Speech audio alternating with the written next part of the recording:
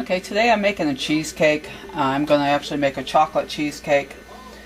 First thing you need is for the crust, you need some graham cracker crumbs. You can buy the pre-done graham cracker crumbs, or do what I usually do is I buy a box of graham crackers and break some up, put them in a bag and crunch them up with my rolling pin until they're good and fine.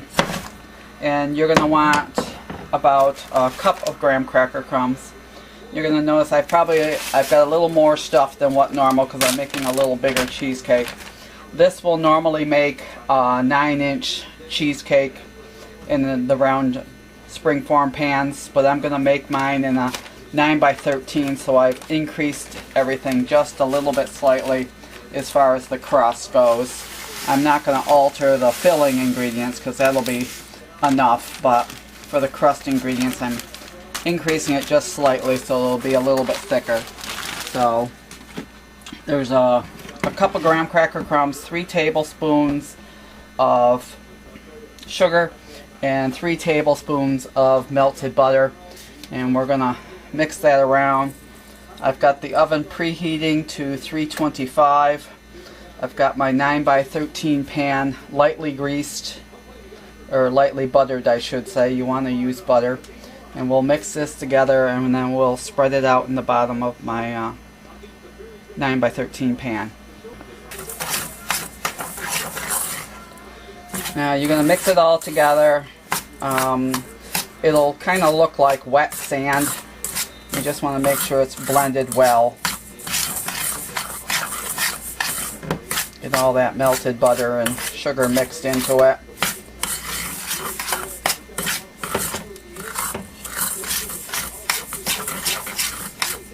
And you'll notice that if you take it, it'll kind of stick together a little bit. Not terribly, but that's what you want. As I said, you've got your lightly buttered just on the bottom of your pan, whether it be your 9-inch springform or the 9 by 13. And then you just want to spread this out as evenly as you can, and we'll press it down to form the crust. Try and get into the corners and make an even layer. And then just go through and press it down.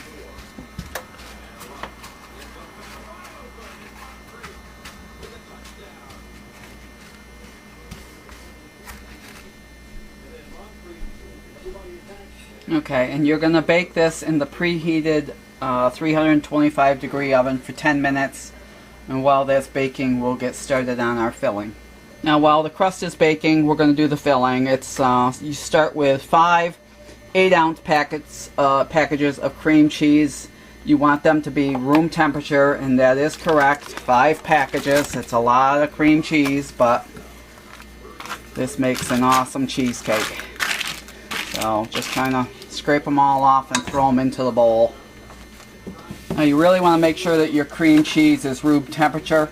If it's not, it won't beat up smooth and you'll have lumpy cheesecake. It won't be the end of the world, but you want it to be nice and smooth. You also don't want to use non-fat cream cheese for this. It just won't turn out. And I don't believe in using the reduced fat. My opinion is if you're going to eat cheesecake, do the whole thing or don't bother. So now we've got the 5 packages of cream cheese in there, a cup of sugar.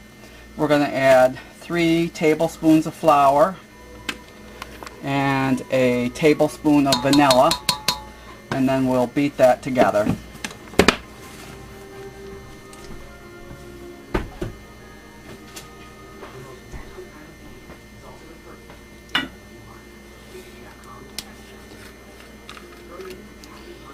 And this is my homemade vanilla, and no, I don't measure it. I just kind of teaspoon, teaspoon, tablespoon. Close enough. So as I said, we'll get this on the mixer and we'll beat this all together. And just start it out on low till you start to get it mixed together, and then you can turn it up and whip it together a little bit.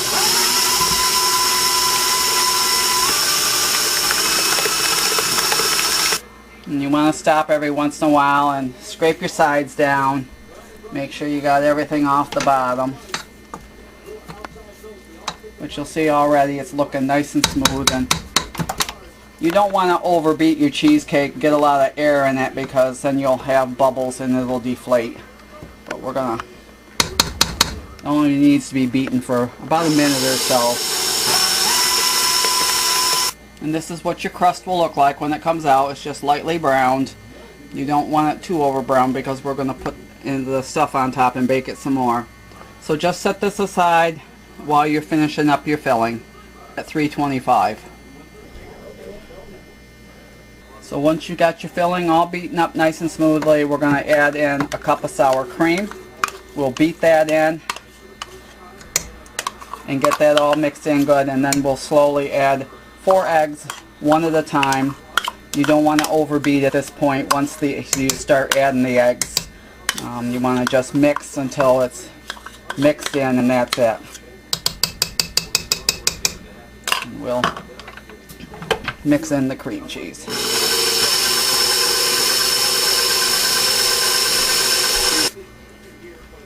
Now the sour cream is all beat in, nicely mixed.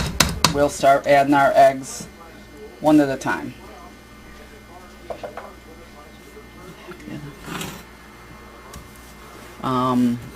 So we'll just put 1 egg in, beat it on low, and when that is mixed in, we'll add another.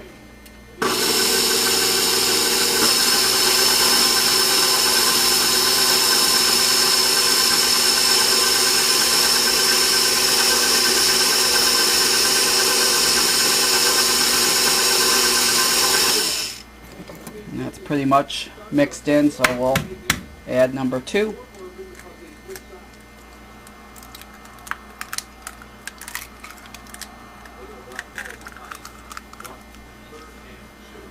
And just continue like that until all 4 of them are mixed in. Now if you were making a vanilla cheesecake, you would stop here and pour this over the crust and bake it. But because we're making a chocolate cheesecake, I'm going to add some cocoa powder. And I'm going to sift because my cocoa powder tends to be a little bit lumpy, and I need to move my beater here. I think that's as far over as it's going to get. So we're going to sift in a heaping 1/4 cup of a good cocoa powder. Not that cheap Hershey's crap.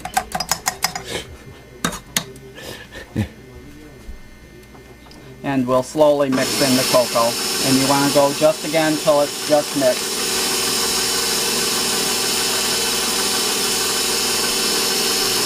You could even do marbles, couldn't you? You could. If you wanted to go to that kind of a bother, yes. Do half and half and put the vanilla in and drop the chocolate over the top and just kind of swirl it in. And always stop and scrape down.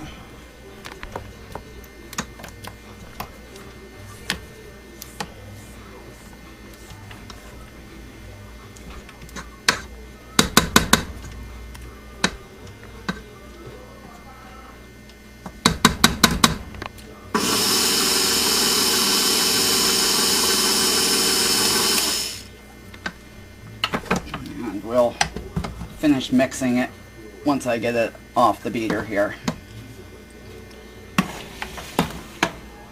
So once you have it off the mixer, you want to really stir it well and get everything off the bottom and the sides to make sure everything is mixed well. And then you're going to pour it into your pan. And just spread it as evenly as you can.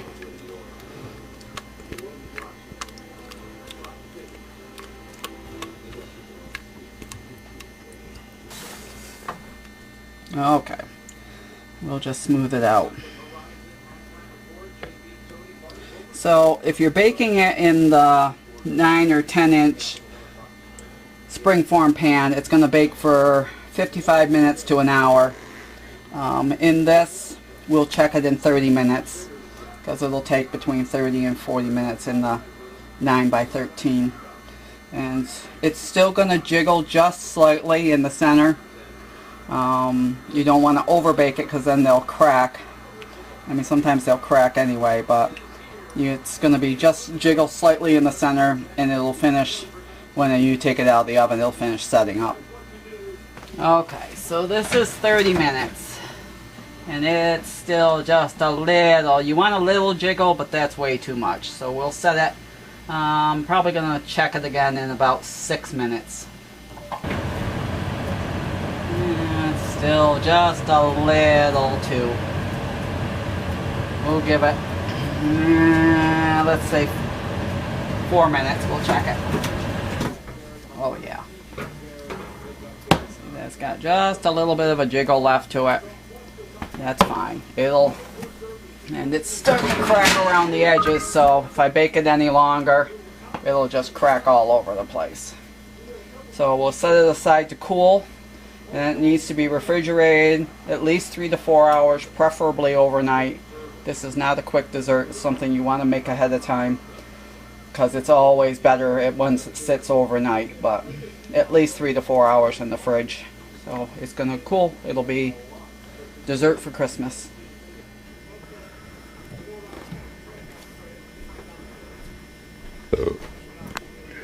And as you see, as the berries thaw, they'll create their own juice. And I turned the heat up just a little bit now. You want to bring it up to a simmer. The raspberries have mostly disintegrated, but what I'll do is, once I start to thicken it, I think I'll throw a few more raspberries in so they don't have as much long to cook. So we'll have a few more whole raspberries. Since I had used whole strawberries, as they've thawed, I've taken the spoon and just kind of mushed them a little bit. So they're not whole, but they're in chunks, and that'll be good. So what we'll do is we'll make a slurry with a little bit of water and probably three or four teaspoons of cornstarch. That should be enough, and then we'll add that once we get it up to a simmer and let it start to cook. So it's just about coming up to a simmer, and as soon as it does, I've got like almost 4 tablespoons of cornstarch dissolved in 3 to 4 tablespoons of water. You just want enough to dissolve it. We'll stir that in and let it start to thicken. It'll take a couple minutes to thicken, and as you can, hopefully you can see, it's around the edges. It's just starting to simmer. So we'll be adding that cornstarch in and it's simmering. We're going to stir in the cornstarch. You can use a flour mixture if you want to. That tends to lump up a bit more. The cornstarch tends to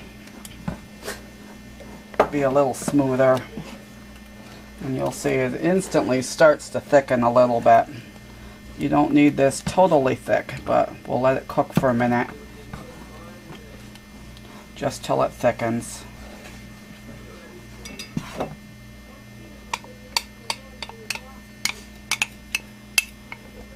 Get the end of the cornstarch in there.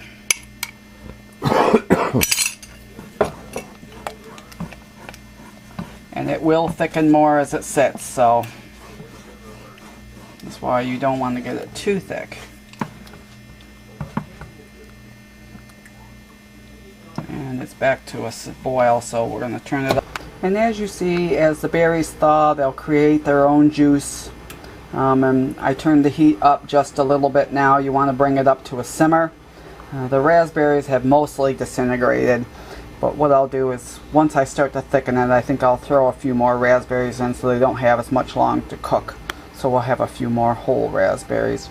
Since I had used whole strawberries, as they've thawed, I've taken the spoon and just kind of mushed them a little bit. So they're not whole, but they're in chunks, and that'll be good. So what we'll do is we'll make a slurry with a little bit of water and probably three or four teaspoons of cornstarch. That should be enough, and then we'll add that once we get it up to a simmer and let it start to cook. So it's just about coming up to a simmer, and as soon as it does, I've got like almost 4 tablespoons of cornstarch dissolved in 3 to 4 tablespoons of water. You just want enough to dissolve it. We'll stir that in and let it start to thicken. It'll take a couple minutes to thicken, and as you can, hopefully you can see, it's around the edges. It's just starting to simmer. So we'll be adding that cornstarch in and it's simmering. We're going to stir in the cornstarch. You can use a flour mixture if you want to. That tends to lump up a bit more. The cornstarch tends to be a little smoother. And you'll see it instantly starts to thicken a little bit. You don't need this totally thick, but we'll let it cook for a minute. Just till it thickens.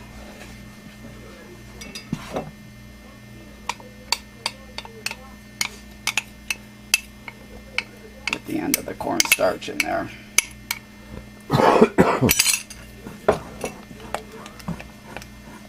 And it will thicken more as it sits, so that's why you don't want to get it too thick.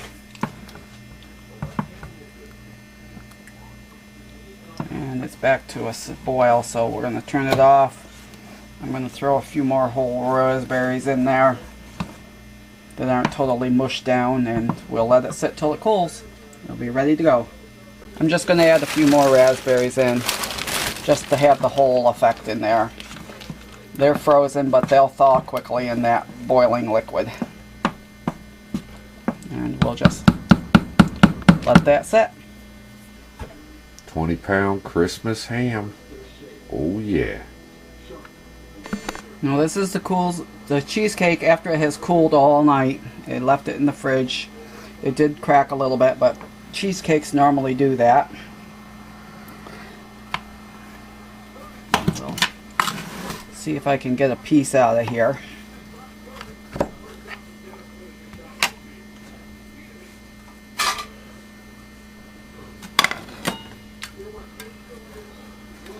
First one is always the hardest to get out.